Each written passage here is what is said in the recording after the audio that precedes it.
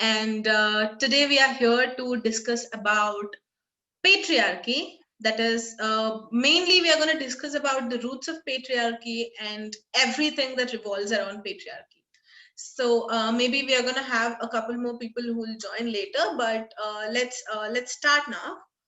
I'm just going to give you a small introduction of what Excellencia is for people who do not know that.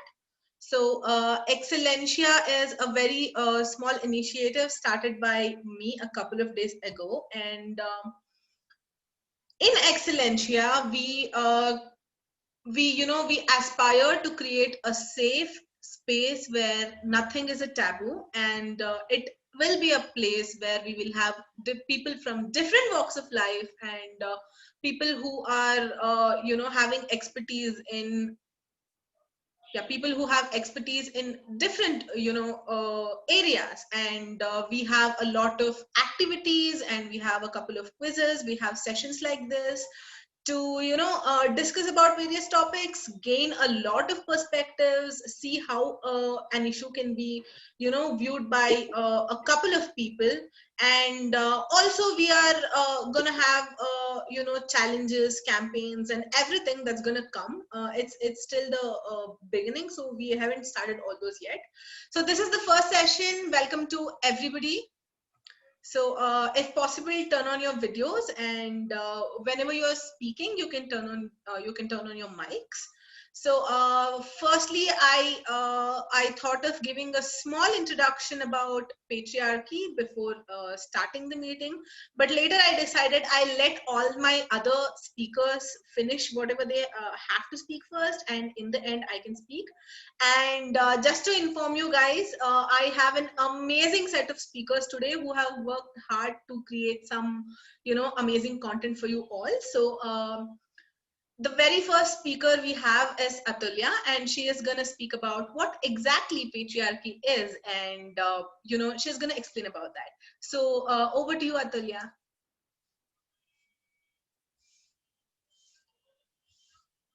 Atulya, you're on mute. Sorry. Yeah. Thank you, Sadhana, for the introduction. So let us start without wasting any time. What is actually patriarchy? Patriarchy literally means father, rule of the father. Okay. And it is a social system in which the domination, or what we'll say predominant role, is of men in our society, where it is about moral authority, political leadership, social privilege, and of the control of property that we usually see. So if we have to go to the root of the patriarchy, that we have the topic as such, the root of the patriarchy, so we can say, then I searched for root of patriarchy, and I found out that there is no such instance which started patriarchy as in, but there were instances which led to it. Some scientists say that it was biological, where as men were powerful, or women used to get periods and pregnancy, which made them weak, so they were not able to go for hunting or fight with men in those times. That's why patriarchy started. And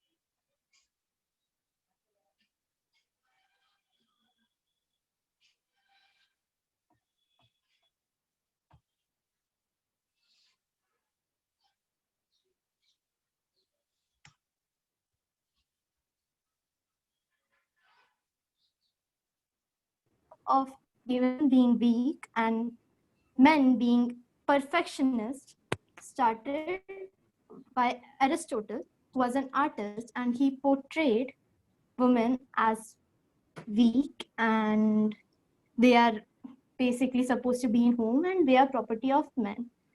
This teaching of Aristotle was really embraced by men, because he said that men were the higher species, or the higher genes were in men, and women were rather cold-blooded than men. They were like, they couldn't evolve to be men. That's why they were women, and that's why they were less efficient. Aristotle also claimed that woman is the only one who is, responsible for every problems and every imperfection in the society. Like anything that goes wrong is because of the existence of women, and that's why they should be kept in limits. They should be tamed, and they should be taken care of as a man's property. Of course, men supported it because men were getting the praise, and men are considered to be the superior of our species. And this, what do you say, teaching was spread over the world by who you say, the Alexander the Great, who was a student of Aristotle, and he traveled the world and he spread the teaching, and that's how most of the world came into the knowledge of patriarchy. And similarly, in China, at the same time, they believed in Confucian teaching. Confucian teaching was something where they had a set of rules for men and women to follow, which was what we say today stereotyping for men and women, like how men should behave and how a woman should behave. And obviously, there were more limitations for women than men. Like, what do you say? They were actually having a book which was for directions that women has to follow. It was a Bible for women called Three Obedient Virtues. You can search about this book. It basically means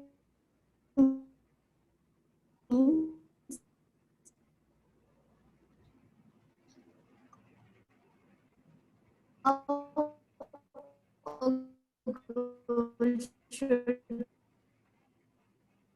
behave, education, way of speaking, what will in the society and it's literally praised a woman for. It was, make women exemplary women and statues of honor for women who depict the real feminine, most elegant need of women. So this all came from literally 342 BC before, and it continued till now, we can say. Like, as in now also, we are told that women are the imperfectionists in our society. Like, everything that happens, like, for a person, if it's a man who does wrong, it's her mother or his wife who's at blame. So we should think about it, that how old these thinkings are. And then next comes the modern history of us, where the feminism actually started budding, when this patriarchy like was addressed as a bit wrong, or it's some rules were addressed by nobles saying that these things are wrong. Like in 18th century, like some nobles said that children should be under jurisdiction of men and women, like as in mother and father. Because before it was under the jurisdiction of only father, and they used to learn from their father how they have to behave with their mother. And of course, we can imagine how bad it could have been. So then someone said that mother and father equally have their right and say on their child's upbringing. And that's how contradiction to patriarchy started. Similarly, in 19th century, there was a woman named Sarah Kemke in America who actually, questioned the biblical way the Christianity worked there and the way the women were oppressed of things. And she was the one who actually made a Bible for women, and that there was the term or the origin of feminism, or working as if the talk of equality started. So now that's all how it started, and there was women who came forward like Rani Lakshmi Bai and many more.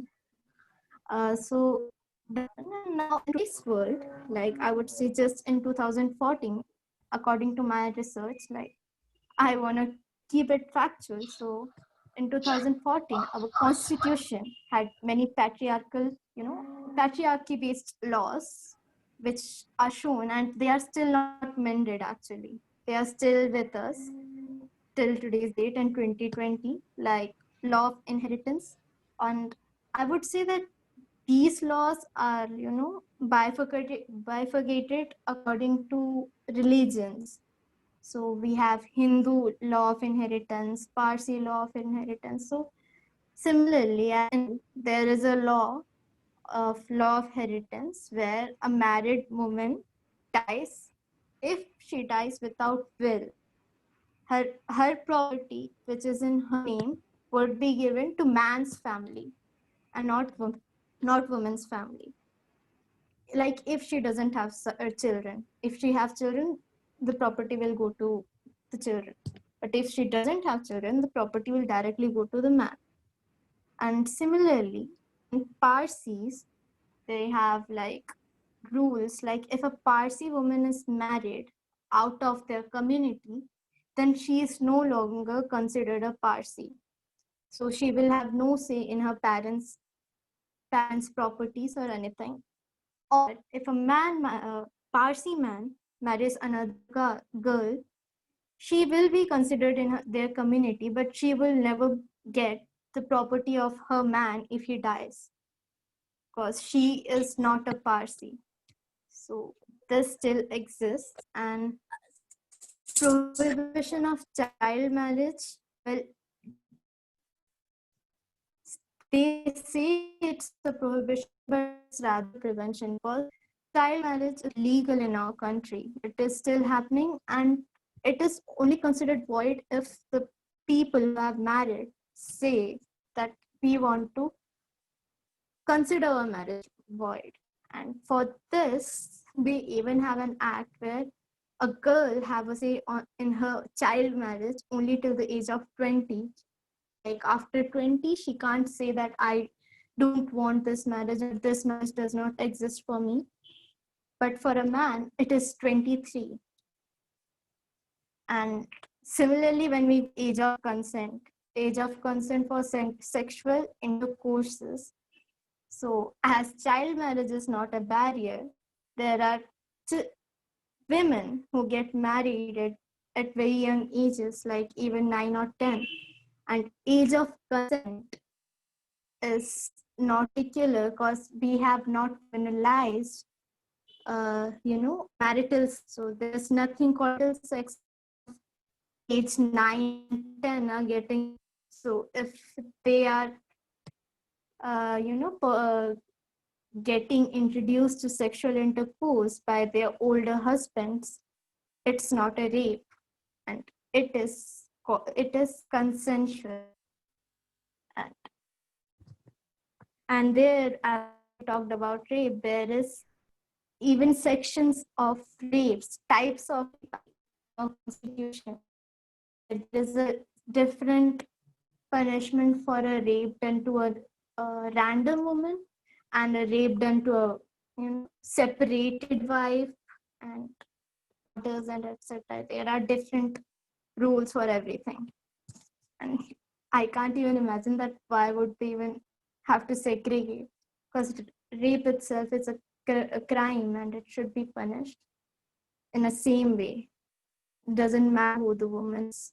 So to rape of a separated wife is like, if I am married to someone and if we are not compatible, we decide to get separated, and whoever is earning is supposed to pay for the minimum well-being of the other person for the period of separation.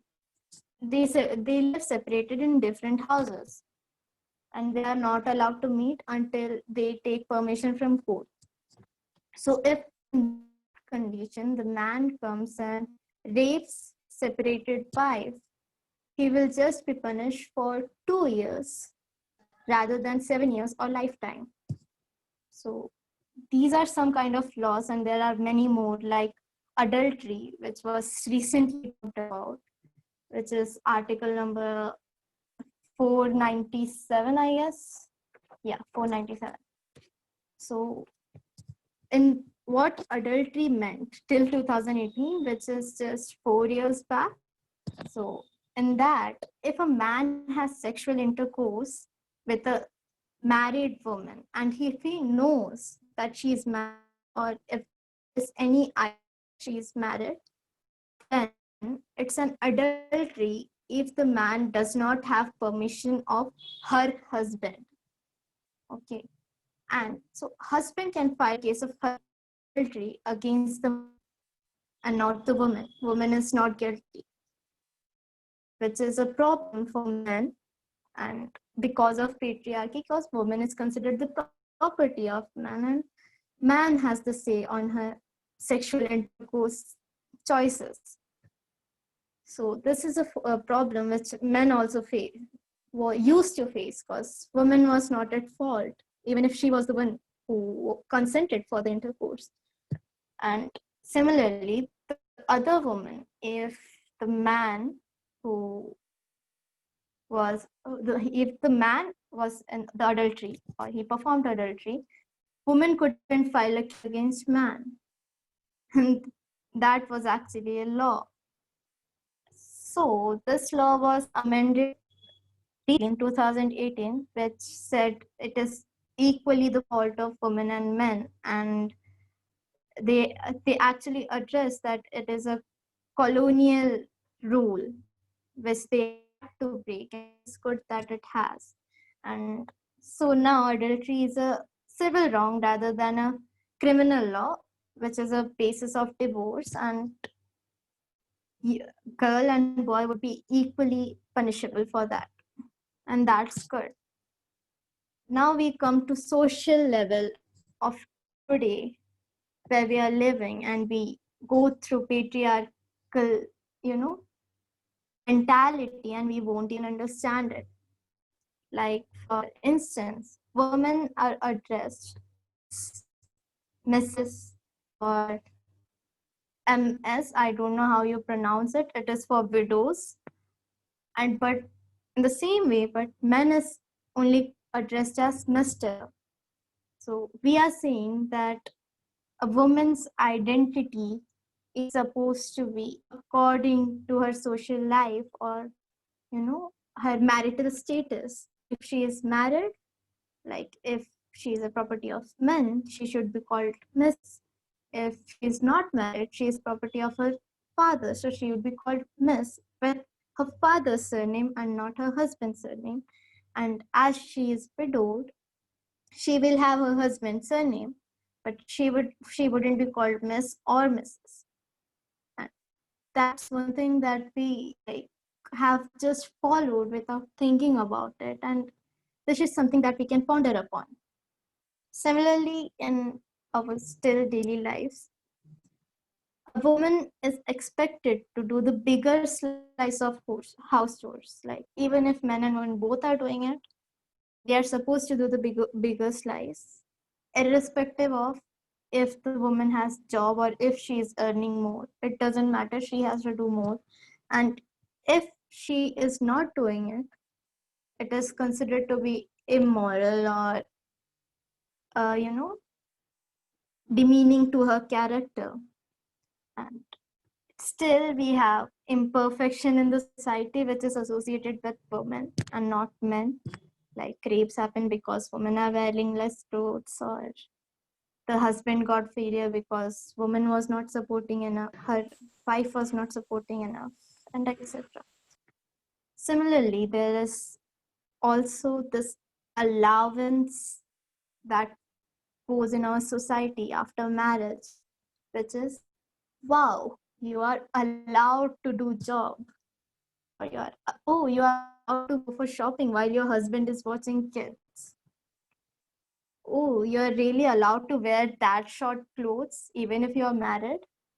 So, and we don't have the same things for men, but it's not like men are not suffering. Men are also suffering. They have got to be subjected to a perfect character, which is masculine, tough, emotionally strong, mentally healthy, and they should be the breadwinner. And today, as women are earning, it has always been a, it is always considered demeaning to marry a girl who is earning more than you, because then she will be the bread earner, and that doesn't go with our patriarchy structure. And other things are like, if their wife is more modern, they are considered to be wild and they should be tamed by their husband, and husband are considered to be accountable for their wives behaviors, as men are supposed to tame their women. And similarly, men are only respected if they achieve a standard goal according to the society. Like they have to achieve the profession, a certain goal in their profession, the money, to have respect. As in women, we fight to get respect for our achievement, because we are not respected for our achievements. Rather, we are respected just because we are females. And that's not a good type of respect. That's like, okay, you're a woman, you're a human being, so we respect you. That's it. We are not respected for being a CEO or a or a professor. Like in our big industries as well, in Bollywoods and business markets, like if an actor's wife is a businesswoman, she would be addressed as the actor's wife. But in similar case, if there is a actress and there is a businessman who are spouses, it would be like the businessman's wife. She wouldn't be called as the actress that, the businesswoman this. So yes, the respect according to the achievements have been really biased. And yeah, that's it from me on patriarchy. Sadhana. Thank you, Atulya. That was a really great explanation about all the roots and what exactly patriarchy is. I hope the audience loved your explanation. Thank you so much. Next, we have Mr. Gaurav Nigam. He is an extinguished personality because he runs a theater group of his own, and he has a lot of experience about a lot of things. So Gaurav ji is gonna speak about subconscious forces of patriarchy and ways to combat them now. So over to you, Gaurav ji. Yeah, thank you so much. So, Sadhana, quick check. Are we kind of having a more interactive round, or is it like one by one only we have to communicate? If you wish to make it interactive, that is, if you have questions for people, they're welcome. So, how it was going on now was that, everybody can speak, and then audience can put their questions, and we can address their questions. But then, if you want it to be interactive, if you have questions to ask the members of the meeting, you can go ahead with it. Yeah, I would suggest let's make it interactive. Otherwise, what will happen? By the time we come to the interaction, everyone's energy will be gone. Yeah, So yeah, I yeah. really don't want, because let's make it more engaging. So I will keep my points very summarized and leave the floor open more for pondering. See, guys, let's understand in very simple terms, and I'll talk from 2 and 3 angles. One is socio-cultural and a business angle, economic angle. How does patriarchy impact our lives? Patriarchy impacts our lives, I would say, in two manners. And we have to look at the other side also, because that's important for us. One is it suppresses women. Other thing is it motivates and encourages men to come up to the front and take up responsibilities. You cannot undermine the fact that there are families where men are given extra responsibility. Because thank you, Atulya, you already laid out the definition, so I'm not going into the basics and the definition, where men are also encouraged and expected. हाँ भेज दो दो Sorry. Okay. So yeah. So many times, men are expected to take up lead, come from the front and take up the responsibilities. But what happens when the balance between the two is disturbed? For example, if men are supposed to take up responsibilities, they look down on women or they oppress women. That is what disturbs the balance and issues crop up. Or when we suppress women and we think women cannot lead from the front because they are not capable or efficient, again, again the issues come up. And that's why I would like to mention over here the matrilineal system in Meghalaya, which is northeast.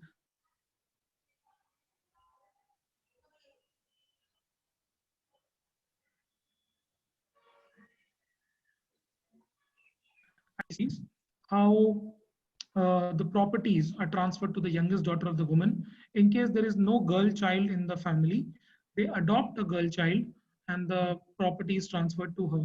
But then let's understand, has it really helped Meghalaya grow? To be honest, no. Has it really put Meghalaya on the forefront? No.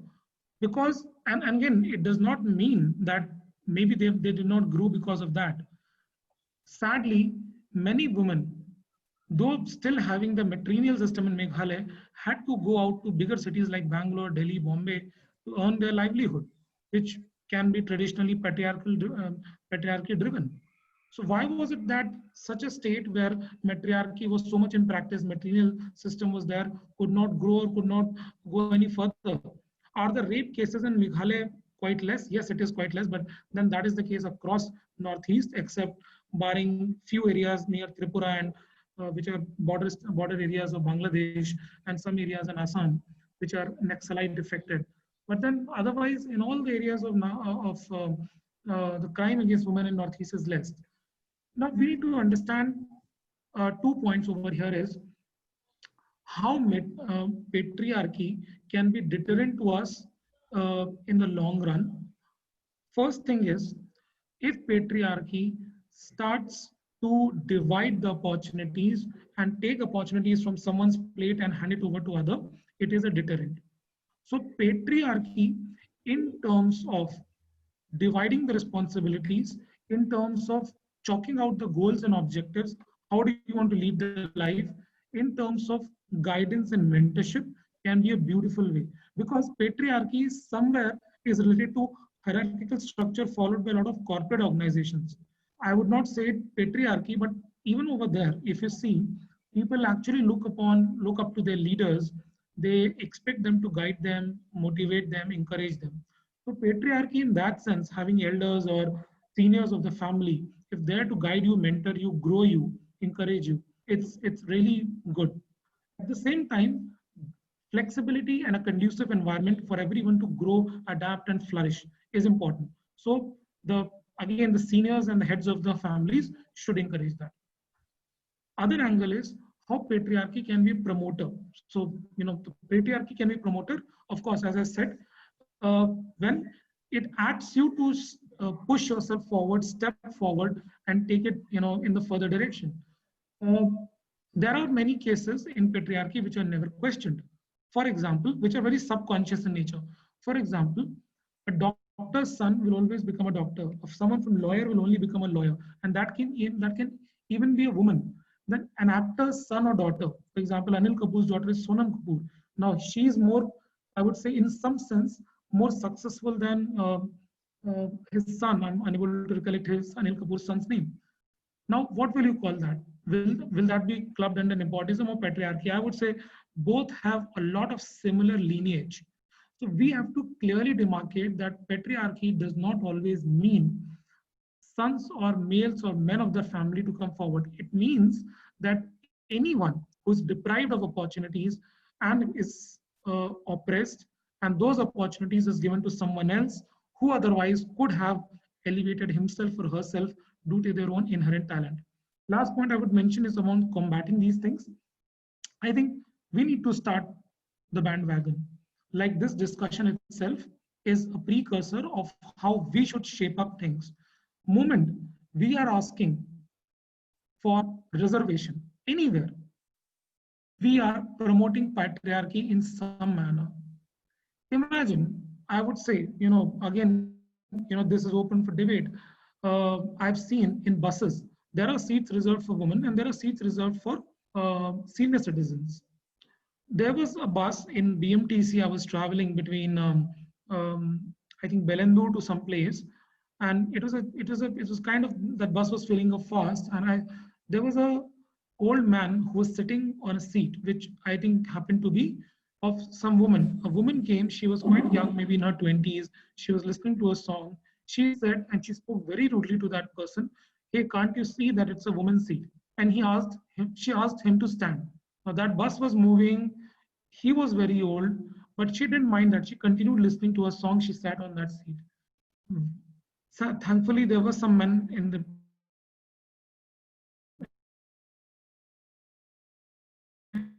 and I feel ashamed on seeing that, why many times a woman comes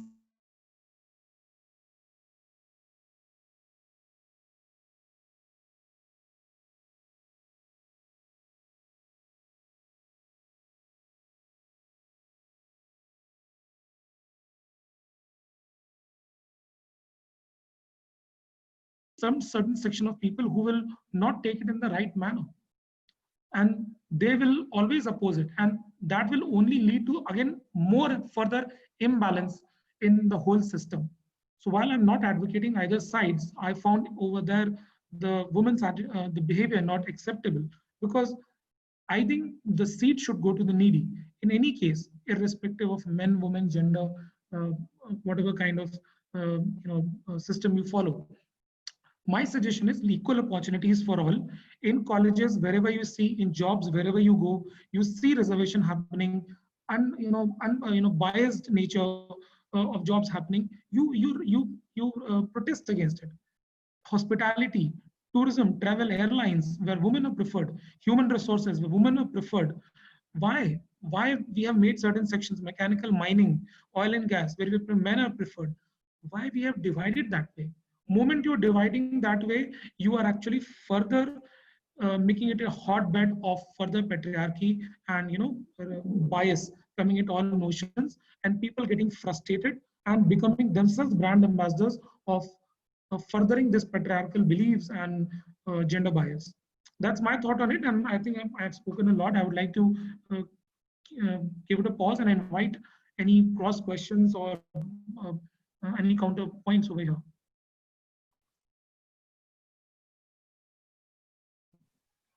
Guys, if you have any questions, you can put it in the comment box, specifically to Gaurav ji. Otherwise, in the end of the meeting, you'll be again, given an opportunity to ask any questions. So right now, if you have any questions, you can put them in the comment box. So we'll wait for the questions. If we get questions, we'll address them. Sure, So, no. yeah. One small point I wanted to speak related to theater and cinematic arts. Many times when we offer roles to women in cinematic and theater arts, we are very open on doing a open, rampant bias over there. We show patriarchy. We invite women for only glam roles, and I'm very surprised that for women are very okay with that. There have been few women who have been always meticulous in taking roles, like Revati, Vidya Balan, Kangana. They are very particular about the roles they choose. But all other women are okay. They are only for an item song and all, and they never oppose. In fact, during the casting and auditions of my own plays, I've noticed many times many of the girls, they're okay with getting only casted. They said, we are fine with it. However, I would strongly think that if you need to have a seat at the table, if you need to further a point, you need to be part of the mainstream. So somewhere that mindset change has to happen even at these levels. What people see on screen, they start believing it. Yeah, that was the closing point I wanted to say, Sadhana. Thank you. Thank you so much, Gaurav ji. You spoke really well and gave very good insight for our audience. Next, we have Divya. Next, we have Devashri Devanji, who's going to speak about impact of patriarchy in everyday life. I mean, why are we even discussing about patriarchy? Because somewhere, somehow, our everyday lives, in so many aspects, we are affected by patriarchy or the extensions of patriarchy. So we have Devashri, who's going to speak about impact of patriarchy in everyday lives. Over to you, Devashri. Devashri? Yes, yes. Yeah. So, hello, I'm Devashri and I'm here to talk about impact of patriarchy in everyday life.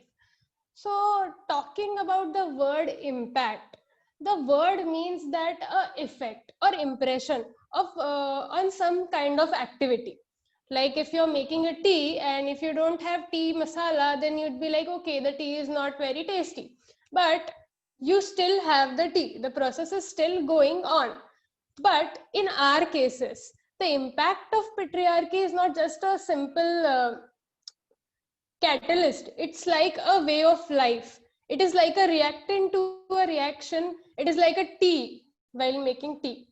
So the impact varies from what kind of clothes we wear to the important life decisions like marrying or taking some kind of job. So I'll start with the basics, that how a person or a woman or a man is treated in these cases. So when a girl child is born to a lady, that lady is addressed as unlucky or something not very auspicious because she gave birth to a girl child. But when other cases happen, when a lady gives birth to a baby boy, she's like boasted and she's celebrated, like, okay, she's going to increase our family line. That's where it starts. Then the choices become, when a boy and a girl are present in the same way in a family, then there's a choice what quality of education should be given to a girl, what quality of education should be given to a boy. When I was little, I certainly don't remember this, but my family, my mother actually wanted me to go to a English kind of high school, so to learn everything in English medium. And my grandfather suggested that she is a girl. You're going to get her married off in some days. Then why are you giving her such quality of education? Let her go in a Marathi medium thing and, you know, go on with our lives. But thankfully, my mother fought for me and I'm here. But that kind of thing happened. And when my brother was born, he was given with everything in a plate. Like whatever he wants, that is something that is given to him. And I faced it. I faced it all my life. I am expected to wake up at a certain timing, to do certain type of chores that I am entitled to. But my brother isn't. In the similar way, talking about how patriarchy is affecting males, see, males are, as Atulya suggested, that males are supposed to have a certain kind of, we can say, a character, muscular, tough, emotionally very stable. They are not supposed to be scared of certain things. They are not supposed to cry. If they cry, they are said like, okay, you're crying like a girl. That is what they are entitled to. But, and if they are scared of something, they are like, you know, what are you doing? This is something that a girl does. You don't get scared of. You're a man. You should be brave. They are expected to have earning by the age of 25. They should have a job. They are not, you know, like, you know, we females, like girls are, you know, like if they don't study well, they don't do well, they are scared of, like, you know, we'll marry you to someone. Don't study. That's not the kind of thing that you should do. But boys are not said that. I mean, I haven't even seen a family that says that, okay, we'll marry you to a girl that, you know, is very good, is wealthy. We don't see that happening. They are pressurized. Okay, you have to be earning by a certain age. You have to carry the pressure of your family by a certain age. And that is causing them mental health problems. More, I mean, it is obviously a norm that is said that, you know, females are more mature, more mentally stable than men. And somehow I feel patriarchy is playing a role here, that, you know, since we are subjected to all this kind of sacrifices, all this kind of rules, regulations that have made us kind of stronger, made us like, okay, something that we do. And in other cases, males are specifically like boasted, okay, don't do this, okay, you are a guy, you are not supposed to do this, and they are, I feel, capsulated in a certain way. So when it comes to such mental pressures, like, you have to earn by a certain age, they really get depressed in certain very states. Then other case that I would like to talk about is how we are, expected to do everything, like how we are expected to raise ourselves, to raise to be a better cook, to raise to be a responsible person, to raise to be a better person. But the purpose that they have in mind for that is not for our personal growth. The purpose that they have in mind is, okay, you will be married off to someone, you will be someone's wife, you will be someone's daughter-in-law, and you should know all these things. I mean, what will you do when you go there? That is the kind of teaching that we are given. I mean, we are not taught, or we are not raised to become a better person, to better versions of ourselves, but to become a good daughter-in-law, a good wife, an ideal wife. That is what we are raised for in this society. Otherwise, I would say that how our day-to-day life would have been different. I would say that if patriarchy wouldn't exist, if it's something that I can propose, our grandmothers and grandfathers weren't given that quality and all the amenities. My grandmother, for example, wanted to be a doctor. Then she wanted to teach in a school, but she was not allowed by her husband. She was not allowed by her family to go to this extents. But then it happened. I personally feel that if this could have been in other ways, our society would have some solid people who are able to do things, who are strong, who are mentally able. And the thing that we say about women, that women are those who hamper the growth of a woman, would not exist if you didn't subject us to such kind of things. And other thing that Gaurav ji said, that how opportunity should be equal, like how a woman should not ask for it, because it is something that I agree with, because it is the same pedestal. When we are talking about gender equality, gender roles, feminism, and all that, we are not raising a particular gender and diminishing another.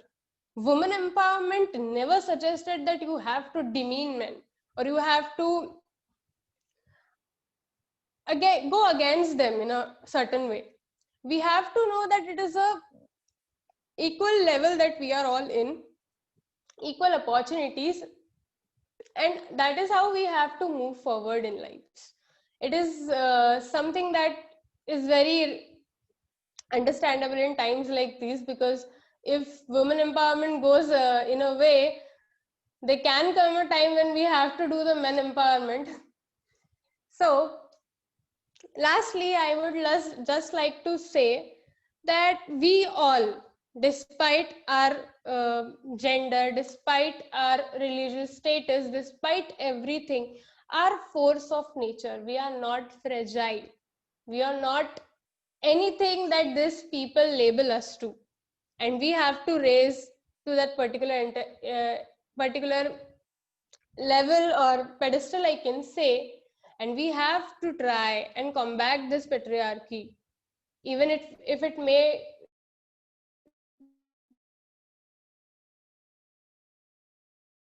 take a time from our levels. Thank you. This is from my side.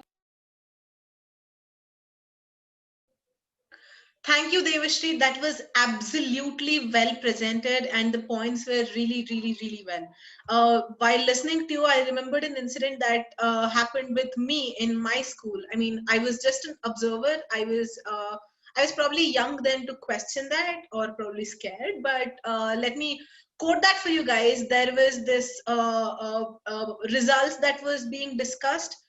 examination results, and we had a teacher who was apparently a very famous teacher in the entire school, and I agree he was an amazing teacher, but one second, let me admit this person. Yeah, so he was an amazing teacher, but then while discussing the results, he had these 5 to 6 kids standing up who had not scored really well, among which there were like 3 or 4 guys and 2 or 3 girls. And then the statement which he made was, okay guys, forget about the girls, at least they're going to get married to someone if they do not score well. What will you guys do? How will you guys earn?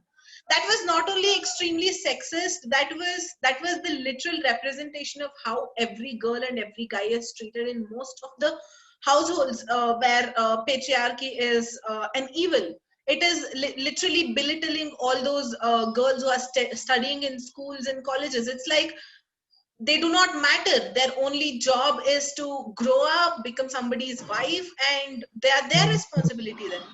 So this was one incident that I wanted to quote. And now we have Soumya JM, our blogs chief, and she is going to speak about effects of patriarchy on all genders and how patriarchy is, stretching out into different forms of social evils. Over to you, Soumya. So patriarchy is infamously known for being the reason that women are often dominated and considered submissive and less than and inadequate. To this day, despite the progress that humanity has made, women still have to face discrimination while rising top leaders. Many environments like home, school, or even workplaces, women are often expected to follow men, regardless of what they want to do. But I think one thing we need to acknowledge is that, especially in this decade, people of various genders as well as age groups sit and support and work towards eradicating this aspect of patriarchy. While most of us advocate for women's rights, we forget that there are men and there are other genders that are trapped in patriarchy as well. While on the face value, it seems like men are the ones benefiting from patriarchy, in reality, it's not like that. But stereotypes like men are considered to be dominant and strong and better than everyone else, they still haunt them. Also, men who wear feminine clothes or wear makeup are considered to be less than. This patriarchy subconsciously bans men from emoting and being vulnerable. If a man expresses his emotions, then he is somehow considered to be less than. Caught up in this play that patriarchy has written, we forget that they're humans too. Asking them to not emote because of the gender is absurd and honestly scary what it can do to society. I'd like to quote my article because I think it sums up what I'm trying to say here. Patriarchy is not just calling 8-year-old girls bossy for taking up initiative. It's also the reason that 18-year-old boys hesitate to express emotions. You know, patriarchy is all about stereotypes and the box that it has created for genders. So the people suffering from this the most are members of the LGBTQ plus community, because they were never considered to be part of the society by patriarchy in the first place. I could list a lot of things that the LGBTQ plus community had to go through because of patriarchy, but the root of the problem lies that they don't understand the existence of the community. Patriarchy also transpires into being a catalyst and most probably one of the main reasons for issues like misogyny, sexism, transphobia, etc. People have stereotypes about how other people with like certain genders should behave and how they should be treated. And patriarchy throughout history has been and still to this day does encourage this behavior, and is also the reason that such people are not afraid of society. Such people make up the society, and honestly that scares me the most. Over to you, Sadhana. That's all I have to say.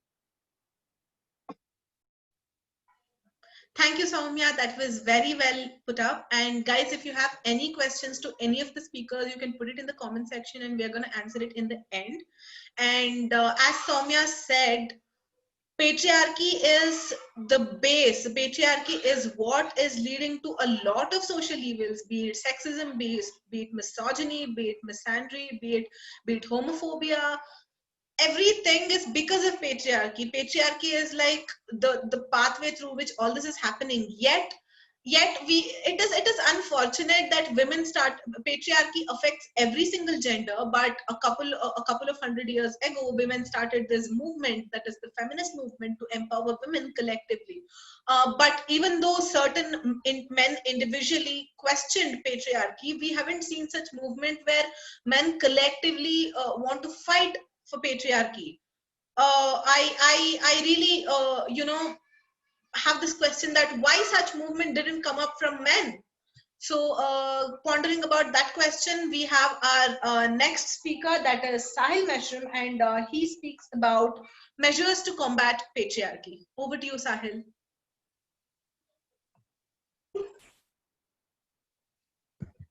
Hey everyone, am I audible? Yes, Sahil, you're audible. Yeah. So before I speak on how to combat or abolish patriarchy, I asked this very same question to 10 of my female friends. I asked them how to combat or abolish patriarchy. And below me, out of 10, 7 said me, is it even possible to combat patriarchy or even abolish it? 2 of them said, what is patriarchy? Is it even a real concept? And only one said me that give me a legitimate answer to my question. So my point is, in our country, that is India, at least in our country, majority of women are not even aware of the existence of patriarchy. That they are not aware that they are being oppressed, and their rights are being taken away. And the other half, who knows that they are being oppressed, had made their peace with it. They have accepted this way of oppression, and accepted that the little compromises they make in their daily life is part of women's life. So the first and most problem we need to face to combat patriarchy is this, that no woman should ever accept patriarchy. If you want to change the system of patriarchy, first women need to change themselves. They need the traditional thinking, the traditional conservative thinking, and accept that, believe that their rights, their freedom, their opportunities are being taken away, and now it's the time to take them back by fighting. Now you will ask me how to fight for it. See, patriarchy is something you learn from very early ages, from your homes. So anything you learn from very early age, if a man grows up with some value, then it is quite obvious that the man will uphold that values in his entire life. So if man or woman learns patriarchy in his early ages, it is quite obvious that they will uphold patriarchy in their entire life, and they will pass that to their next generation. This is how patriarchy prevails. It is very systematically passed from one generation to another over the centuries in a chain form. So very simple way, if you want to end patriarchy, break this chain. And by breaking the chain, what I mean, we have to cultivate a generation in which the women will be very well aware of their rights, and men like me will honor the dignity and equality of their fellow females, and will pass these values to the coming generation also. And I strongly believe that our generation, that is you and me, who is yet to become mother or father, can make this possible. And how can we can make this possible? Is through proper education and education system. Below me, my friends, education is the greatest weapon humanity can ever equip itself to fight any battle. And in this battle of fighting the patriarchy, the same education can be used. You see, the one of the major reason for the existence of patriarchy is the lack of education in female. There are various factors for influencing that. So if more and more girls are educated, then it is quite obvious that it will broaden their thinking, and they will start asking questions they will become aware of their rights and they will start fighting for their rights. So this education will empower them. I talked about the values like equality and dignity, which need to be cultivated. But it quite disappointment for me to say that these qualities are quite hard to cultivate with our existing education system. New education policy has been implemented, as you all know, but still this problem is not yet addressed by it. You see, our textbook, our syllabus itself emit the ideas of patriarchy. To make it even worse, our principals, our teachers, all the management of the education institute uh, practice the norms of patriarchy in the educational institute premises. You often might have noticed that uh, you often might have noticed that a woman is often a female student is often made to do some compromises so that his male classmate don't get uncomfortable. This need to be stopped. This don't need to be changed. This need to be completely stopped because it is passing patriarchy even in the school. And now, as I have talked about the reform in education system, so it's my responsibility to give some example also. One example I find very fascinating is that our textbooks and our syllabus should be reformed. If in a textbook any picture is depicted of someone doing household work or any cooking activity, then in that picture a male person should be depicted. If any paragraph or any lesson is talking about corporate jobs or entrepreneurship, then that entrepreneur or corporate worker should carry a female name.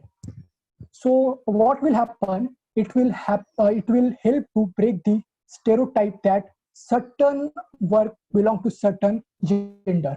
So you see, these little reforms will add up to to break the stereotypes which are prevailing in our society. More and more talks like we are having today, more and more talks and webinars should be conducted on gender equality. The point is, from very early ages, the students should be exposed to the gender equality. So only then they will be able to cultivate in their future. They cultivate this idea in their future. One example I want to give is that in 2015, the CBSE board in 12th class introduced the feminist education as a optional subject. But very sadly, even in just 1 year, that optional subject was being crushed because of the low participation. No one opted that subject, or even if they opted, it was very in few number that it wasn't affordable for the board. So if you won't expose students to gender equality from very early age, and all of the sudden when they will attain their maturity, will bring that subjects, it won't be relevant. They won't find it necessary. So the point is, it should be just the way you teach them patriarchy, you have to teach them gender equality. Now you will say that it's easier said than done. Yeah, of course I agree with that. It's very hard. It won't come in these changes I'm talking about won't come in day or in not immediate. It will take generations. I won't be able to witness it. The thing is that our constant struggle, our constant activism will add up, will make that change happen, will give the future generation a bright livelihood. And for this, activism is much needed by every woman and men also. The more enlightened people should spread the ideas of gender equality to the less enlightened people. Make them aware of their rights and give them strength to fight for it. Government should interfere in this. They should make provisions to uplift the gender equality. Punitive measures should be made. Punitive measures should be implemented for crime against women. And I personally feel that reservation for women in all these spheres should be increased. And for this to happen, I tell you, this is very important. Women with feminist idea themselves have to become part of the law making process. Because I tell you, if we rely on the other who are already sitting in the law, who are already sitting lawmakers, then we won't be having this session today. We won't be talking about the gender equality and how to abolish patriarchy. It would have been abolished quite long ago. So one more thing I want to add is that we live in the digitalized world. Today's setup is the example of it. So you have now leverage like social media, mass media. So use that to your greatest extent. You have such a great power in your hand. Your any operation or any fear you suffer through, speak about it on social media. Your one click will send your message to millions of people, and who knows, your little words will give a big courage to lot of people who are going through same. The problem is most of the people don't speak about their operation because they fear that no one else is speaking, and they will attain a victimization through it. And more and more, as I'm talking about mass media, more and more movies that promote the gender equality and squash the patriarchy should be made. One example is like very good movie Dangal, which was released in 2015. More movies like that should be made. And so what I in a sum up I want to say is that about social media, if it is used properly, social media and mass media, it can become a catalyst in dismantling the entire patriarchy. So at last, I would like to say that, see, patriarchy is not something which is very concentrated in one sphere of life. It is in very small magnitude, spread in every sphere of life. So it is not easy to take down also. Like if any fascist regime or any dictatorial government is prevailing, we can give Inqilab Zindabad ka nara and we can down the entire government. But patriarchy is not something like that. It is spread in little magnitude in all spheres. So if you want to combat it, you have to make little changes in your daily life. And over the years, constantly, you have to practice them. Only then patriarchy will be abolished. Okay, thank you. If you have any question, do as the organizer said. Thank you so much, Sahil. Those points are really important, and those points, if implemented, can cause really great changes.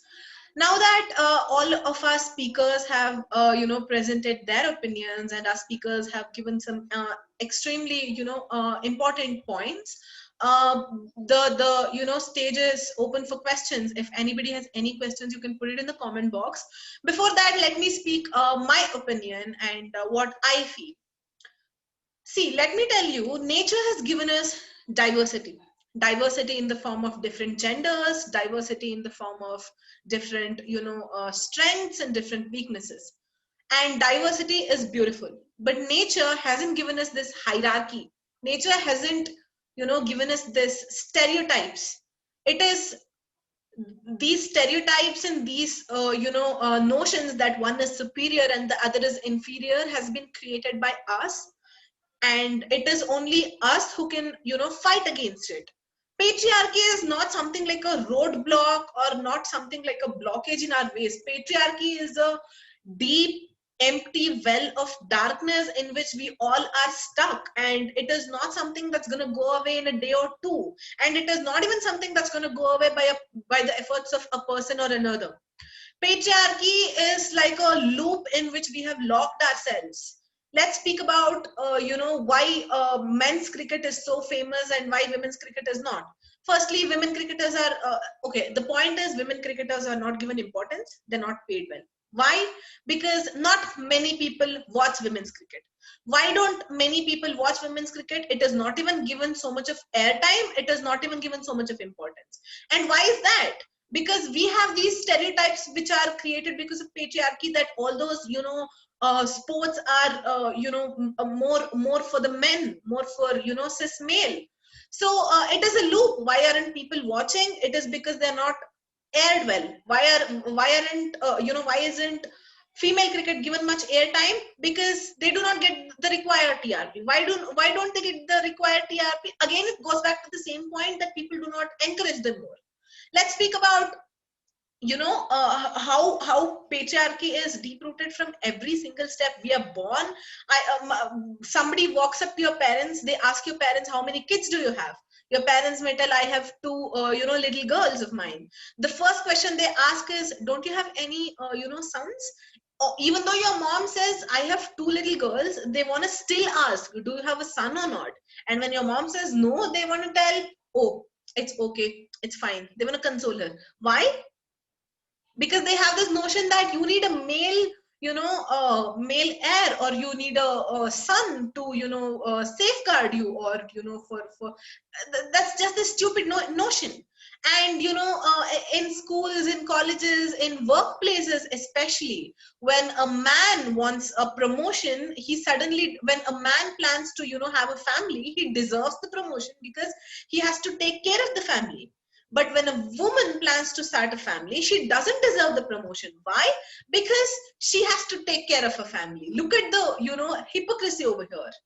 A woman, if she chooses career over family, if she wants to, focus on her ambitions and do not have a kid, the woman is judged that, she is being too ambitious.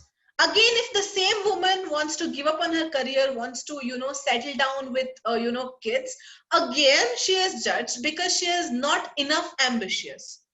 Again, speaking about when a woman gets promotion, when a man is working up late overtime in offices, he is this hard working person. But when a woman is working overtime, suddenly people start asking questions like, does your husband allow you? Don't you have family to take care of?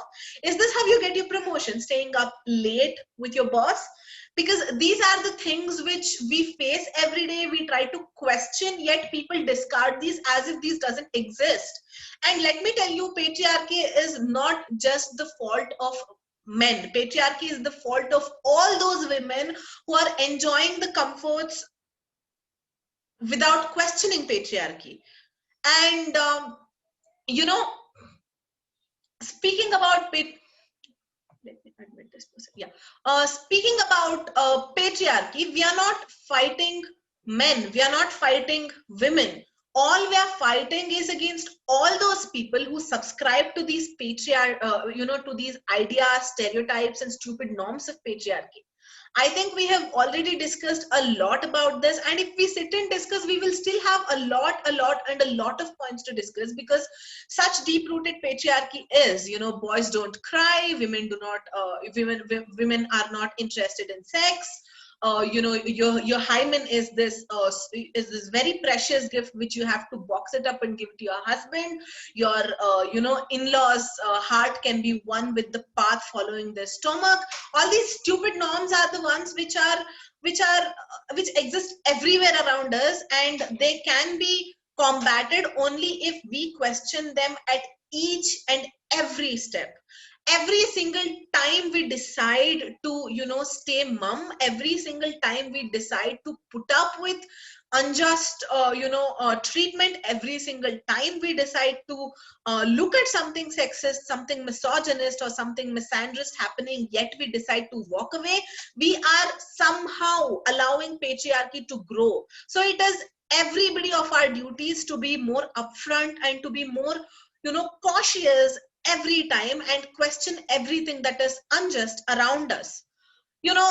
These patriarchy has set up all these stereotypes around us, that a woman is supposed to be a certain way. She has to have this beautiful hourglass figure. She has to have this fair skin, and she has to have this gorgeous hair. Only then she is desirable by men. And suddenly desirability of men becomes a scale in which we measure the validity, or how much of a value a woman is. And that pushes women to be jealous of other women. That somehow indirectly pushes women to hate other women for being a certain way which they are not. And all these things can be called out if we are more if we are more opinionated. We have to be bold enough, and we have to question everything happening around us, and that is the only way to combat all this. So we had a question in the comment section, one or two questions.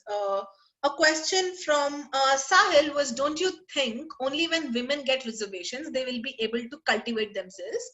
And they've been kept away from opportunities because there is this biasness while choosing male and female for the same job. Our parliament has only 14% women MPs. Yes, this is a very, considerable point. I agree with this point.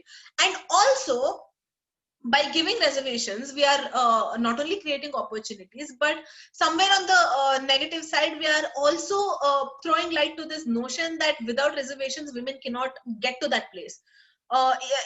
Some women might have earned that position with hard work, but still we give this notion that she's getting all that only because of the reservations. So reservations for the needy would be a more appropriate term.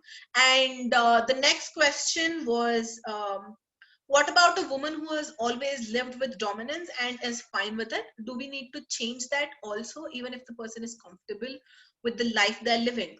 So as I already told about this, patriarchy has certain toxic benefits which some women and some men are taking without questioning it, and that should not be how it is. So when, as I explained earlier, if we start questioning each and every step, if we start taking little steps, these problems will get wiped away on their own. So a woman who has always lived with dominance is absolutely not acceptable. Patriarchy cannot be combated with matriarchy. We are not, if we are against patriarchy, that does not mean we are pro matriarchy. Misogyny cannot be fought with the help of misandry. So feminism cannot be fought with the help of unjust treatment of the other genders. So justice and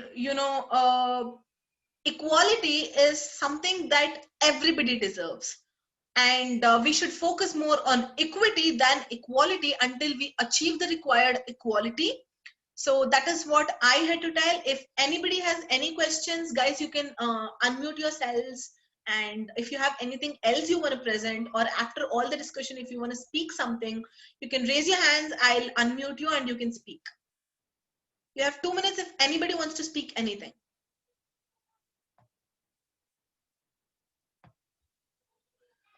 You can either raise your hands or you can, unmute yourselves and you can speak.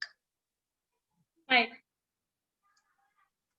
So, the last point you mentioned about the woman being submissed or being dominated, and she's comfortable living there. So, as Atulya rightly said in the chat, I think what should be done in this situation is not say that she's wrong to be dominated. If she's comfortable with it, then the only thing that needs to be changed in this situation would be to give her a choice that you can come out of this. But if you're going to stay dominated, then that is by your choice. That's all I'd like to say. Okay, I totally misread the question. I thought if a woman is dominating men, so I answered in that perspective. Okay, so that was the right answer for that question, I suppose. Is there? Thank you, Soumya. Is there anyone else who wants to say anything?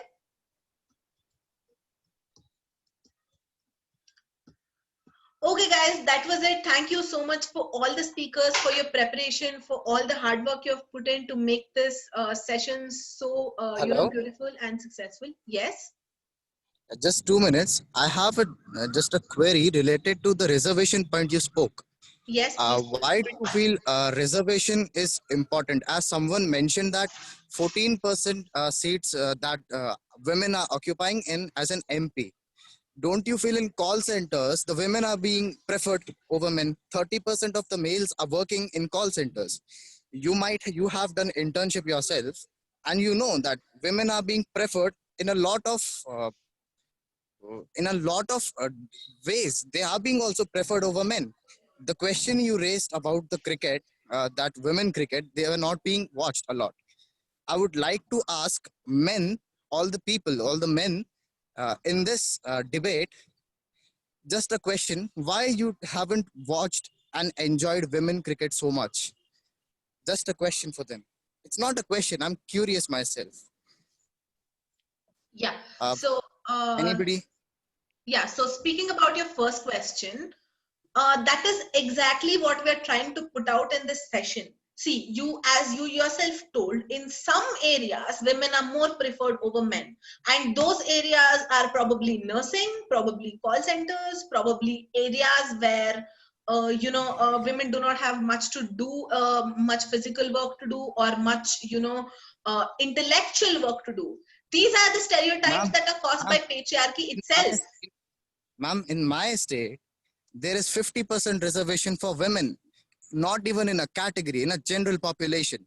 So out of 720 marks, if a male scores around 500, he will barely get the last seat of a government medical college. But a woman with a score of 390 gets the same seat. Isn't it wrong for the guys also, the male also? Okay, Yeah, so that's exactly Sadhna, I would like to answer this question. yes. So this is Atulya speaking. So why the reservations has given, that's the thing that we have to understand.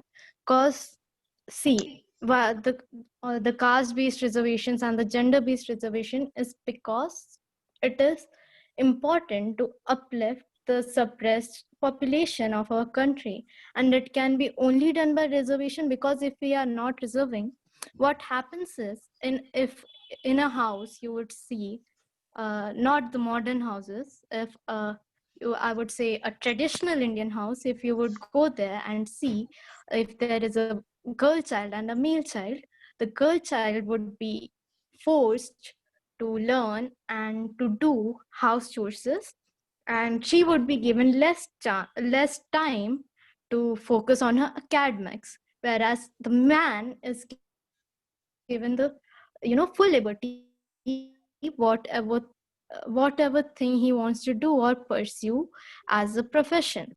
And as you grow like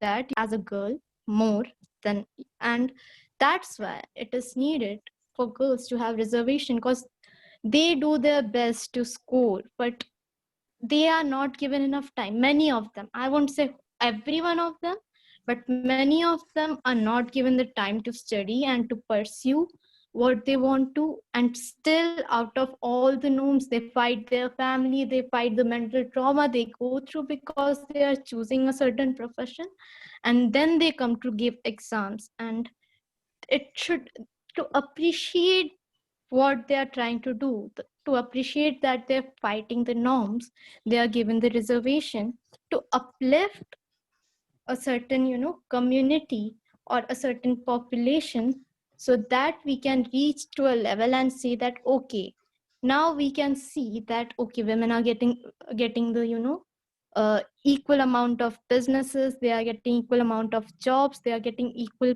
pay. And then we can say, okay, now women don't need reservation in our country. So that's the reason we need reservation in our country right now. Thank you. Don't you think a lot of women, okay, take an example of NEET, don't you think the family is allowing the girls to study medical? The family is allowing the girl to give the NEET exam. The family is allowing the girl to take coaching. If a girl is spending 8 hours of coaching, I know in my coaching there were around 2,000 people, and more than half of them were girls. Don't you think just I being understand what you're with going. fighting all the norms, isn't it wrong for the guy? This is equally Let wrong me on that part. Listen. listen. Sahil, you Yeah, tell can me. go on. See, my friend, I don't remember your name. You see, reservation are meant for the weakest of biggest. Okay, the girls you are seeing in your coaching are the elite women. They have already climbed up the ladder of this hierarchy of this society. So maybe they don't need reservation, but there are still women who are still fighting those barriers, and they of course need that reservation. So don't you think that reservation should be given to them? And as far as you said this call center and parliament example, you see, so I agree that in call center there are a fewer number of male compared to female.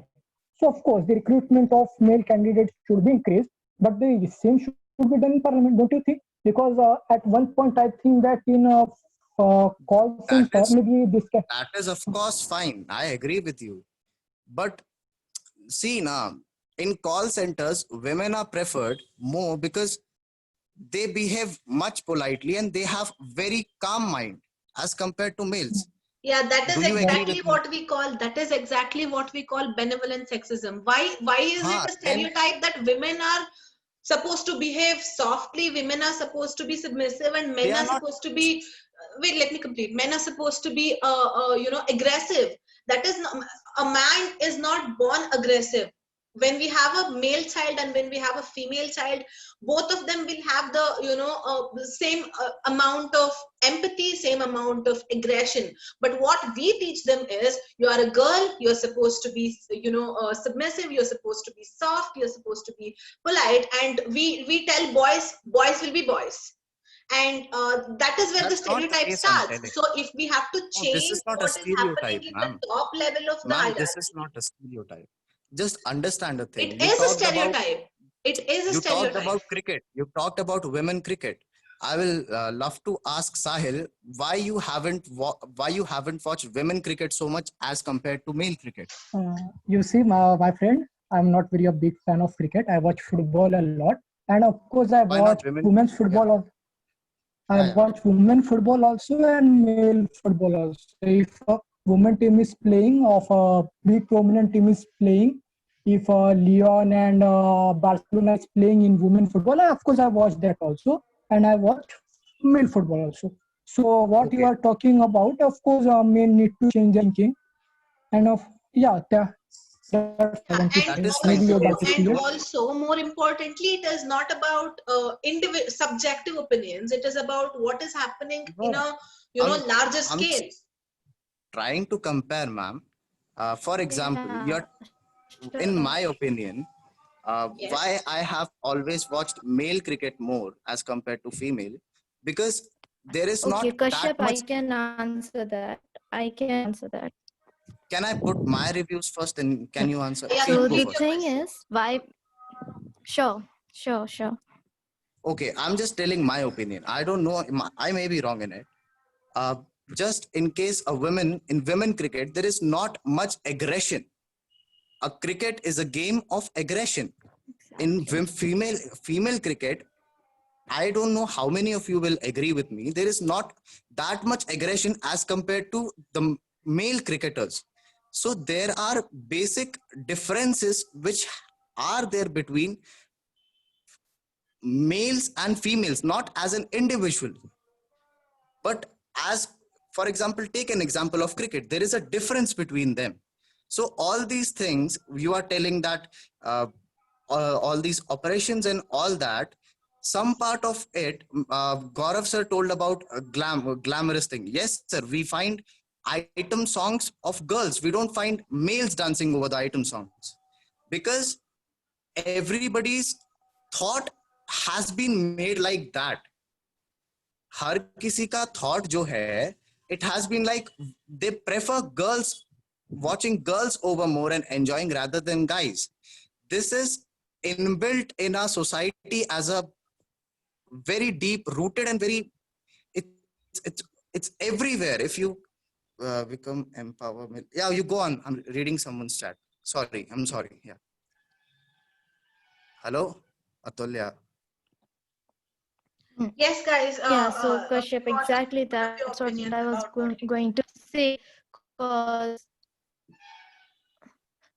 you asked like why the cricket of men are more watched or preferred by people, and that's the exact answer that you gave. It has more aggression. It has more, what would you say? It seems more lively rather compared to a women's cricket, and of course this is because women has been raised like that to not be so aggressive in a sports, and we can say that of course it's a deep rooted issue, and it can be only mended by deep what would you say, deep cleansing.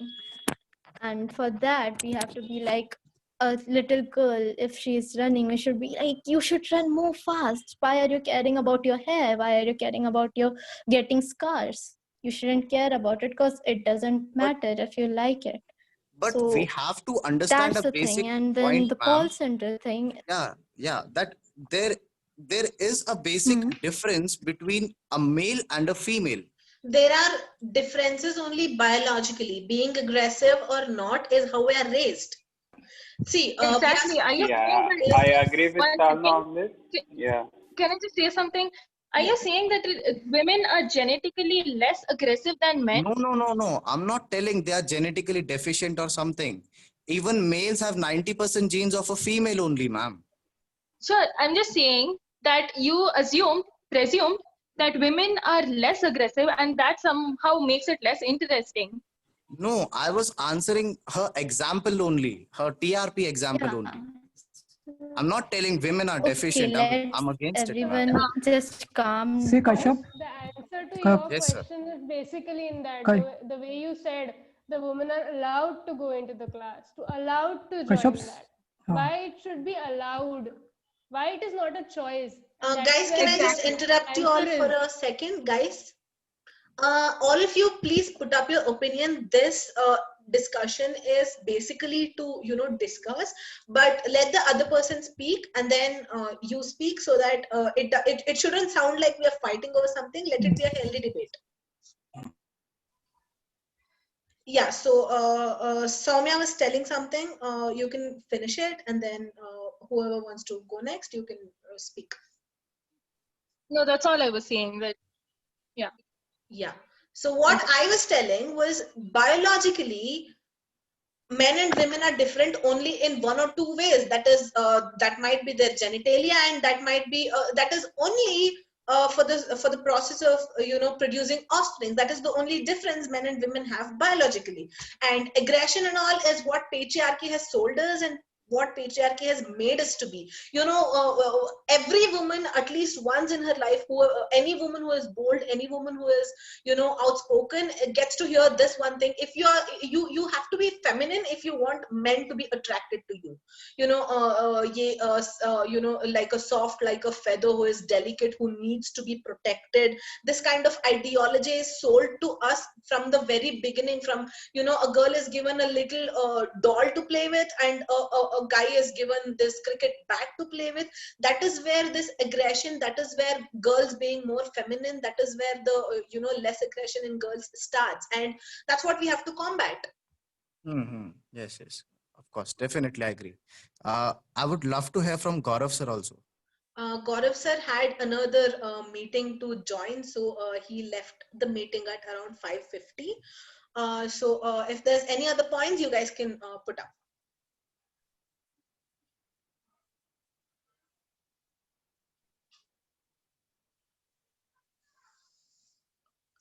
If anybody wants to speak anything else, you guys can speak. So, Salma, this is Fiaz here. Yes, Fiaz, tell me. So, actually, I want to thank all the speakers here. So, I am one of the guy who didn't know till date what patriarchy is, and they presented everything, and the debates we had, so had some impact on me. So, actually, I saw patriarchy in my. So, I just want to share an incident with you all guys.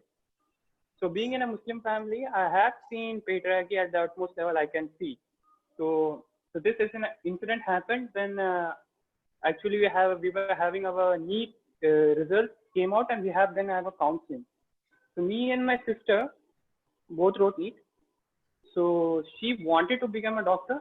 Yes, definitely wanted to become a doctor, and she studied well. So, but the family, they already made up their mind that this girl will study till +2 or have their only senior secondary education, and then she will just marry her off. Then she usually spoke to me about it, that I wanted to study and all, but I didn't know about this patriarchy and thing at that time, so I didn't really care about it. So frankly speaking, I didn't care. Then actually during the NEET counseling, both of us didn't get the MBBS college. We got BDS. The first thing my dad did was he just immediately booked my seat for that BDS college. And speaking for my cousin, she was married the same year I joined first year in that college. So this is the incident I can relate to when I when I see this, when I saw you talking about all this patriarchy. So thank you. So I might never see, if I see something like this in my family in future, I might speak about this. So thank you. Yeah, this was really nice that you spoke about a real life incident which you very closely saw, and it's also very appreciable that you want to speak up against anything which happens if you see such things again. So some people might have had questions that these things were only in the older generations. Women have adequate rights now. There are some people with this who are so delusional and who have this notion that women have all the rights right now. So this was just a live example of how suddenly a brother's education is more important than a sister's. Suddenly father's opinion counts more than mother's. I am also saying that things are being changed. So in the counseling, apart from that, most of the seats were occupied by only Muslim girls. So that also under our category for Muslims separately, which we have in Tamil Nadu. So the most of the seats were occupied by females. So that also, see, most of the girls are studying. Why can't my family let her study? That I was like that. Then, whatever. So here the things are changing, but I truly say that in rural areas it's still the same. I live in a rural area. I know the condition what it is here. They don't let the girls. I'm talking about Muslim families, not about other. I don't know about other families. No, it's not only in Muslim families. In most of the families, that is the case. Even though in very progressive families, if they want women to study, even though there is somewhere more weightage given to the son's education than the daughter's. Actually. Yeah. So, yeah, most of them are just, they already made up their mind that she's gonna study till 12th, then we're gonna have to marry her off. So they speak about that only. They don't think eventually after about her college studies, that and all. And if she wants to study, the most eligible category for her is arts, and that also only for 2 years. Yeah. BA, that's BA. After that, she has to marry. No other choice for her. Exactly. See, that's how people, initially they take away the girl's rights to study, become equal to a man, become intellectually, educationally, equal to a man, and then they are the same people who comment that the man is more educated, the woman is not, so she has to shut up and keep her opinions to herself. So this is the hypocrisy our society gives us. Suddenly if a male boss objecting something makes him a better leader, and a woman doing the same thing makes her a bitch and makes her too aggressive. Suddenly, if the parents want to, I see my neighbors sending their sons to convents and sending their daughters to government schools. So all these are too many examples we can get if we start speaking about it. And I'm really glad that most of you brought out so many important, so many considerable, so many remarkable points that kind of gave so much of insights to all the audience who were in the team. So one last time I'm asking, is there anybody else who wants to speak something? Can I take just a last minute? Yeah, sure. Just 1 minute. Okay, so first of all, if I have anybody of you, if I have hurt you, I'm really sorry for that. My only question, I just had two doubts. The first one was, I guess Sahil said it, that the oppressed women are, they are being uplifted because of those reservations. So my question was just, if you are uplifting the oppressed women, don't you think the privileged men are also, they are also feeling like they are not being given this opportunity? My question was that you are, uplifting the oppressed, but what is the fault of the privileged males if they have even scored more? My first point was this. And the second point, I was like answering your aggressive wala point. So I just had, even I have seen patriarchy in my life. My sisters have done post-graduation and they are, housewives, all three of them. They're just housewives and they are not working. So I'm in support of you all. I just had these two questions, and that is it. Okay. Can I Thank answer you. that? Yeah, sure, sure. All right. So what I think is you're right. Actually, it's not just the privileged men, also the privileged women. They are getting Awesome. opportunities because of reservation, and the underprivileged whom we aim at bringing up are actually not getting the benefit of the reservation. I personally think, I understand that most of you wouldn't agree with it, but I personally think that there have been decades. We in India have tried reservation for decades, and it frankly has done more harm than good. So I remember talking about this with a professor, law professor at Jindal, and we concluded that even after getting reservation, what happens when they get into college is that everyone knows that they came here because of reservation, that they don't actually deserve it. So later years, everyone's going to think they don't deserve it. Ultimately, what purpose is reservation serving, right? So I believe what could really be beneficial to society is not reserving seats for women, because even if as we are seeing, the more privileged one are occupying those seats, so the underprivileged are not. So instead of having reservations, maybe we need a inherent, honest change in our mindset that will Yeah, let that women is the go problem of all individual. The whole benefit, ma'am. That was my point. That's it. Yeah, I That's it. understand. I'm sorry if I hurt any one of you. No, you don't No, have it Good to evening, ma'am. apologize. wasn't hurtful. You Like, had your actually, opinions, your questions you were know, fine. Yes, Atulya. Good evening, ma'am.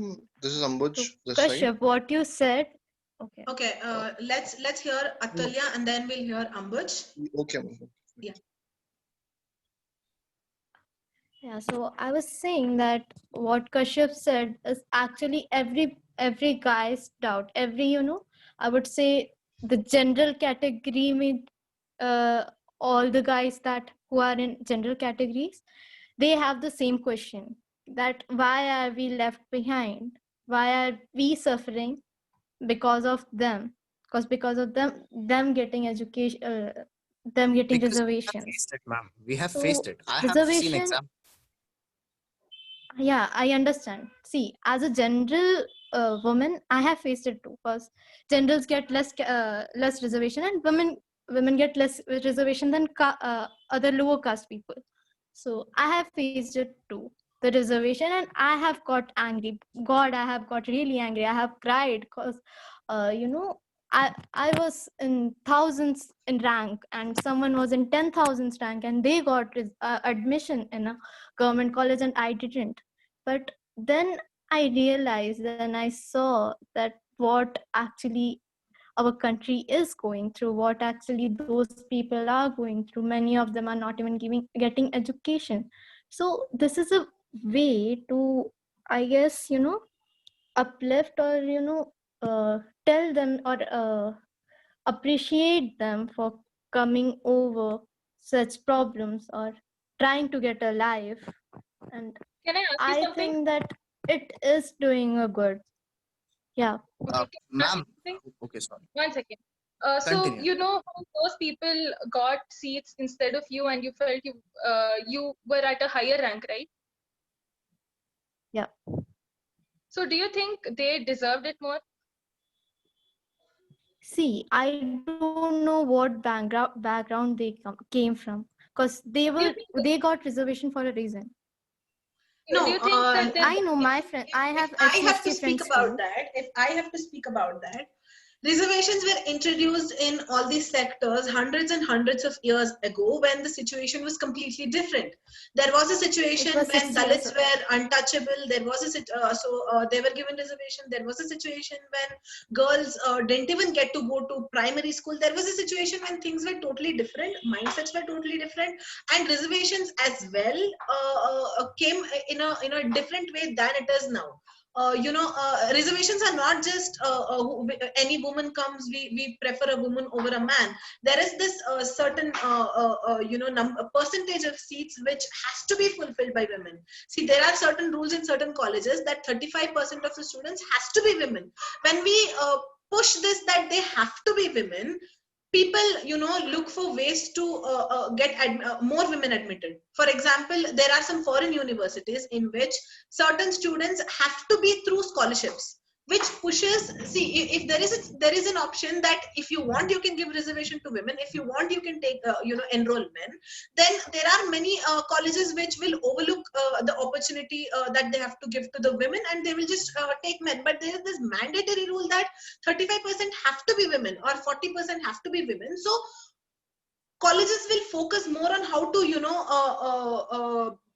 how to reduce the gap between number of male students and number of female students. That is another perspective. And speaking about how reservations were started back then and how it is happening now, in present day, I personally agree that reservations are doing more harm than good, as Soumya said, because we see a lot of deserving people lose their chances because of people who are getting those places just because they belong to a certain caste, just because they belong to a certain creed. So it has to be revised right now. The motive in which the reservations were introduced is over right now. That situation no longer exists. That situation existed back then when it was required. And now, see, speaking about the basic rights which SC and ST communities get, that was designed only for a span of 50 years. Why are they still continuing it? So revision is required. Obviously, all your points are true. All your points are right. Some of you were pro, some of you were against. Both are right. So we cannot discard reservations altogether as well. We cannot discard that the fact that some people are underprivileged. We cannot discard the fact that even though some people deserve, they're not getting the chance. But we cannot agree to what system we have. According to me, in my opinion, a revision is necessary, not discarding it.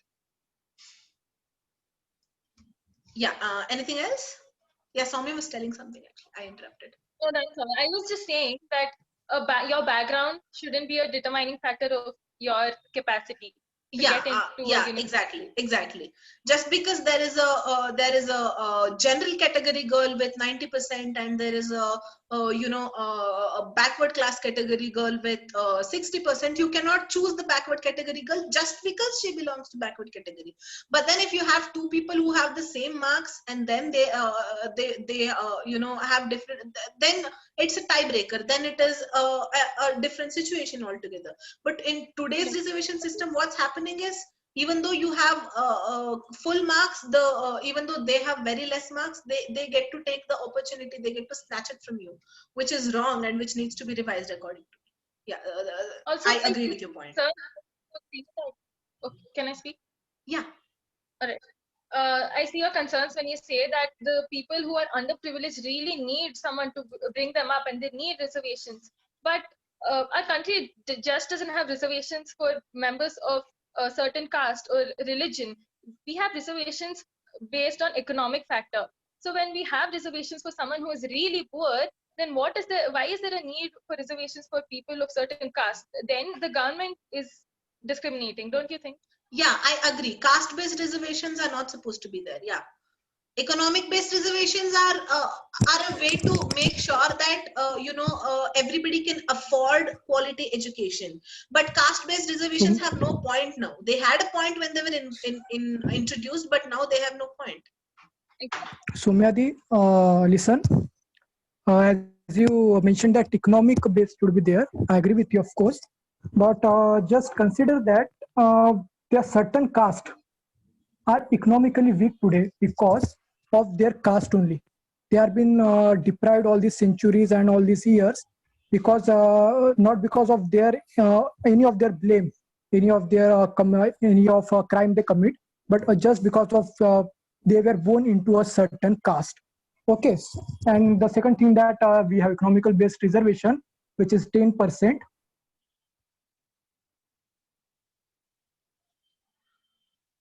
Margin is 4 lakh rupees, and a guy can own 2 acres zameen. So tell me, if anyone earns 4 lakh rupees per year, do you count him or her as economically weak? No, it's not under. Yeah, I understand, but considering like India's overall capacity to be called in a good economic state, that must be a good factor, because the people who made these laws, as much as we'd like to criticize them, they have considered various factors and come to this conclusion. Now, I don't disagree that there might be flaws in this economic reservation. I'm just saying that while this exists, there is no need for discriminating people based on caste and saying, oh, we're giving you reservations. Yeah, I also have something to tell. Before that, Ambuj Tiwari had something to speak. I'll definitely, you'll be the next to speak. I'll just speak about what Sahil said right now. So as what Sahil said, some people are economically backward just because of their caste, and that is why caste-based reservations are required. That was Sahil's point, I guess, right? Yeah.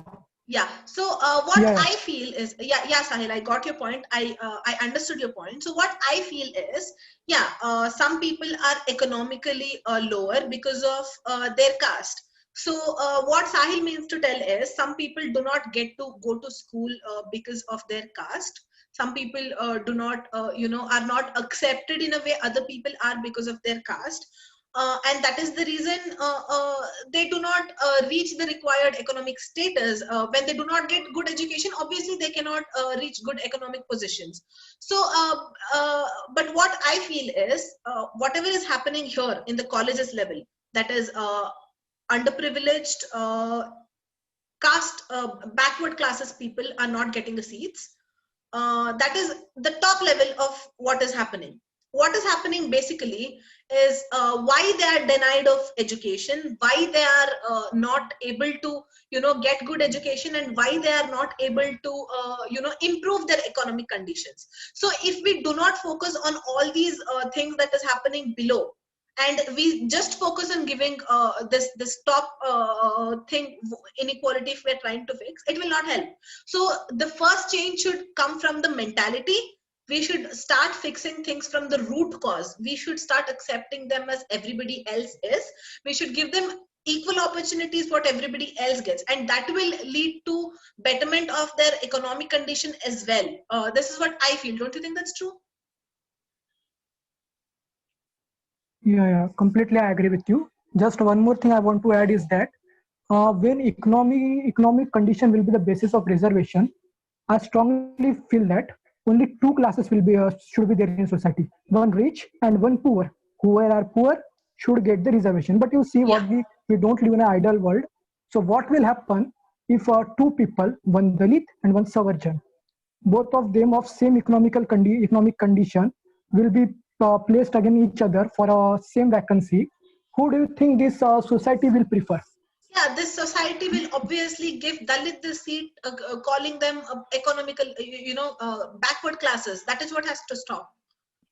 We have to focus more on the need rather than the No, I caste. think he's saying the opposite. 'Cause if there is Actually, an upper I caste Tulya, of and a course. Dalit in choice, anyone will choose the upper caste because they think they are more maintained, they are more, publicly acceptable, and they are more behaved people. Because seriously, we do have this problem in our society that people think Dalits or lower caste people are not that behaved, and they are not allowed to sit with some people. And I'm saying this reservation is important because if you would see the cream layer of our society, you would see really few backward class peoples, and the only reason is that they are not allowed to come forward. They are allowed their colleges to come forward by reservations, but when it comes to job, entrepreneurships, and everything, people don't accept them as such. Atulya, that was what I was trying to tell. The mentality change has to come first, and these discriminations have to be fixed from the very basic level. So I guess Sahil, Atulya, and Soumya were speaking about this, and everybody had their points, and I think we have neutralized it into one conclusion, that reservations are required only for the needy, and not for not based on different aspects. So yeah, as Soumya is suggesting, we can have another session especially about reservations, where we can do a lot more research and we can come and present about reservations and the pros and cons, we can have another session about it. The session has almost come up to 2 hours, so let me ask Ambuj what his point was, and then after his question we'll wind up. So yeah, Ambuj, over to you. Good evening, ma'am. My points might take up the sessions for more half an hour, I think, if we start discussing about it. So are you okay with that, or Yeah, we can it's continue? okay. You can put up your point. If we can wind up in the required time, it's fine. Otherwise, we can definitely add them to our, next sessions. Okay. Ma'am, if we talk about reservations, we have examples for everything. If we consider when pre-independence, when we had no reservations properly in a specific manner, we saw Dr. Babasaheb Ambedkar coming up and being our father of the constitution, what we call him as. And yes, we still have, even after we have so many reservations, we still have, I see, lacuna. Because if we see about Dalits, or if we talk about Dalits, after Ramnath Kovind became the president of India, we can see the stats, and it is quite sad to see that only 2 Dalits were able to get the post. If we are talking about, there's no problem if we just remove the reservation for the specific caste, ma'am. And yeah. Yeah, continue. And rightly said by you, ma'am, that we need to revise the reservation policy, because when the constitution was made, when other laws were made, if we talk about IPC, Indian Penal Code, there are many penalties which ask the person to pay 10-20 fine as a fine. That such things need to be revised, because we are in 21st century and the changes we have seen many changes. 20 rupees is not even a thing a person would think before doing a crime, if he already knows that I will pay 20 and get out of it. Yeah, exactly. And ma'am, if we talk about patriarchy, ma'am, I'm not going to say anything which is against any specific gender, so please consider it in a neutral manner, ma'am. Patriarchy, I would say both the genders are victims of patriarchy, ma'am. It's not that only women are facing problems from patriarchy. If we talk about women, yes, they are definitely facing the problems. I'm not, ma'am, comparing the problems. It's just that we, or I as a boy, also face problems because of patriarchy, because it is all given by our parents, if we agree or not, ma'am. They tell us what we should do, and it's not a bad thing, but it gets bad when they start discriminating. They start telling us, you are a boy or you are a girl, you need to behave in this manner. So if rightly said by one of the speakers that a girl cannot study beyond a limit or beyond any specific beyond their graduation or post graduation, or even if they have done post graduation, they'll be married. And a boy is required, if he wants to marry, he is required to earn more so that he can actually be able to handle everybody. If he's not earning more, ma'am, to be very honest, he won't be getting that much of respect in society. Yes, I totally agree with this. Ma'am, if a girl is earning more than a boy, I think the society has considered this point as bad for both. Why is girl earning more, and why is boy not earning more?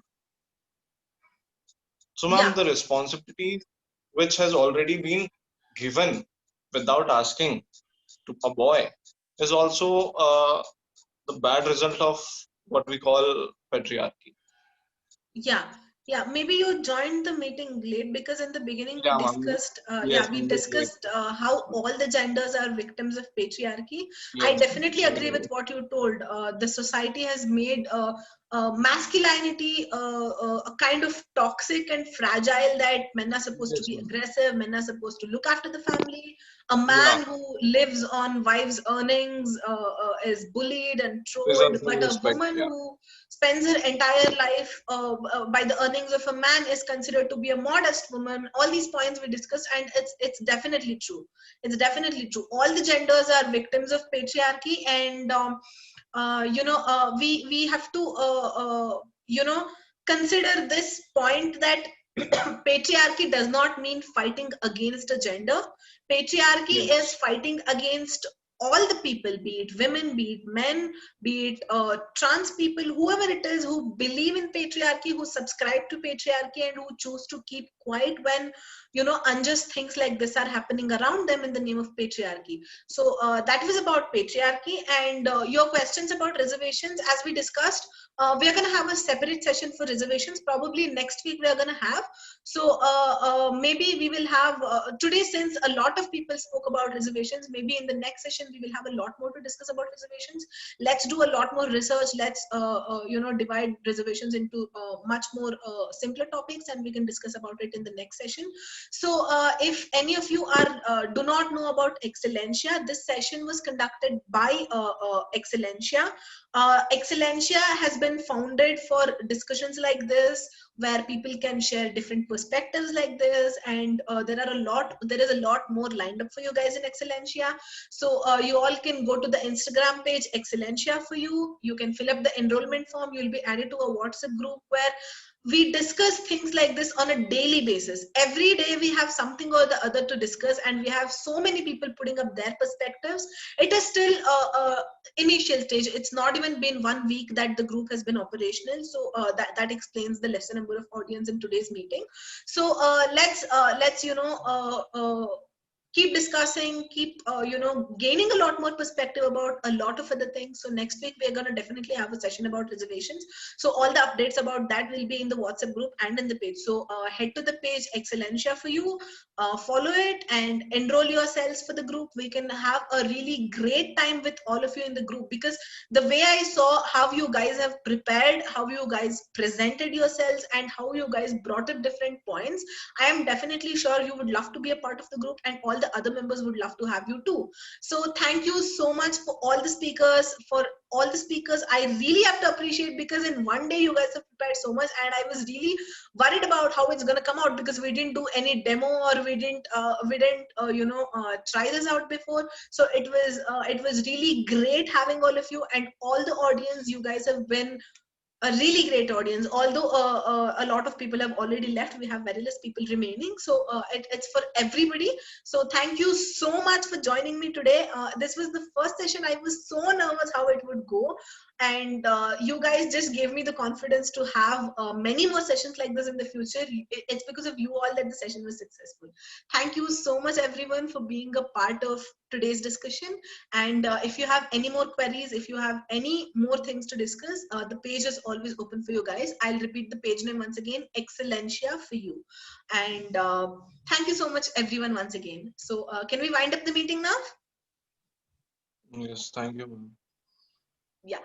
So thank you Yes, we everyone. can wind up. Bye bye.